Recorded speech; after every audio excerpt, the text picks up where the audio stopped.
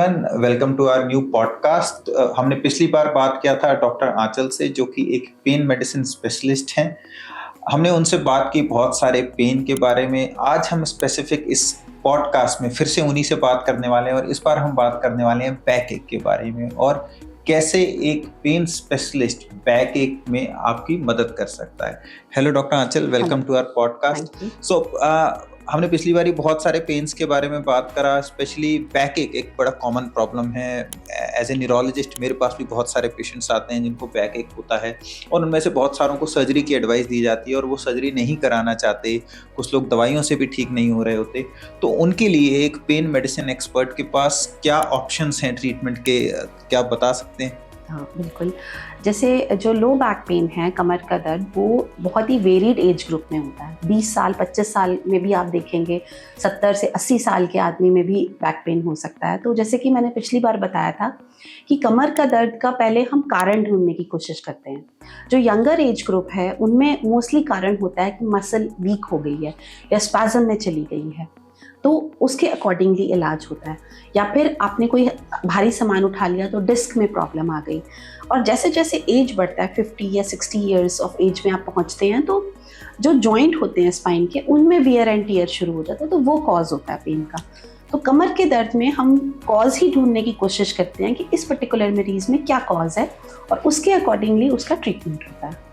तो मैम, जैसे for example किसी को बैक एक है और वो एक यंग एज में आया और हम बोलते हैं कि एकदम पैर में चलता हुआ दर्द जा रहा है और वो दवाई से ठीक नहीं हो रहा है, तो क्या अलग अलग कारण हैं इन सब दर्द के, या ओल्ड एज में आपने बताया, और किस तरीके से पेन मेडिसिन एक्सपर्ट उसमें हेल्प करता है? राइट। जैसे मैं इस क्वेश्चन का आंसर करने के लिए इस मॉडल की मदद लूंगी। जैसे कि आप देख रहे हैं, एक स्पाइन में क्या होता है, बोन डिस्क और पीछे नसें और उसके पीछे जॉइंट्स। अब इनमें से कोई भी कारण हो सकता है दर्द का। तो जैसे कि इसमें देखा जा रहा है कि ये डिस्क बाहर निकल रही है और नस को दबा रही है। तो पहले क्या करते थे कि ऑपरेशन ही इसका इलाज होता था कि जो डिस्क बाहर आ गई है उसे निकाल दीजिए। तो कई बार उससे इंस्टेबिलिटी भी क्रिएट हो जाती है। तो बजाय कि हम इस डिस्क को निकालने के, हम इस नस के पास जाते हैं, इंजेक्शन लगाते हैं, जिससे उसकी सूजन कम हो जाती है, जिससे पेन में तुरंत आराम आ जाता है। लेकिन अगर ये डिस्क बाहर नहीं आकर फट गई है, अंदर टियर है, एनुलर टियर जिसे हम कहते हैं, उसका भी दर्द कमर में ही मेनली होता है और कभी कभी टांगों में जा सकता है। तो उसमें हम बाहर से नीडल्स लाते हैं, एक हीट लीजन बनाते हैं जिससे कि वो टियर सिल जाता है, तो उससे आराम इसलिए आ जाता है। तो बेसिकली हर केस में कारण ढूंढकर पेन का, उस कारण को ट्रीट कर दो। जैसे टियर है तो उसको सिल दिया, नस में सूजन है तो नस की सूजन कम करने का इंजेक्शन लगाया। तो कारण को अगर आप ठीक कर दो तो आपको पेन किलर की जरूरत ही नहीं है। और क्योंकि आप ये लोकली इंजेक्शन लगा रहे हैं, तो जो साइड इफेक्ट्स होते हैं, फॉर एग्जांपल आपने कहा कि हम स्टीरॉयड या लोकल पेन किलर्स लगाते हैं, जो पेन किलर्स और स्टीरॉयड के बॉडी के अंदर दवाई खाने की वजह से साइड इफेक्ट होते हैं, तो उनसे भी हम बच सकते हैं। बिल्कुल बिल्कुल। तो आपने एक और चीज बताई थी कि स्पाइन में आर्थराइटिस हो जाता है ओल्ड एज में, तो उसमें हम क्या करते हैं, क्या ट्रीटमेंट ऑप्शन? राइट। तो ये जैसे कि आप देख रहे हैं कि ये जॉइंट्स है, पीछे जो हमारी स्पाइन है, आगे जो डिस्क और बोन से जुड़ी हुई है, पीछे ये इन जॉइंट्स से जुड़ी होती है। तो जैसे कि हमारे शोल्डर, नी जॉइंट्स हैं जिनमें wear and tear as you age होता ही है, तो बैक के भी जॉइंट्स में वियर एंड टियर होता है।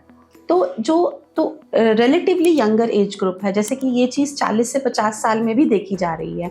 तो उसमें आप क्या कर सकते हैं, इन जॉइंट्स में पीआरपी थेरेपी कर सकते हैं। जैसे कि मैंने बताया कि पीआरपी नेचुरली रीजनरेट करती है ना, जो वियर एंड टियर है उसको ख़त्म करके रीमॉडलिंग कर देती है ताकि वो क्लोज टू नॉर्मल आ जाए।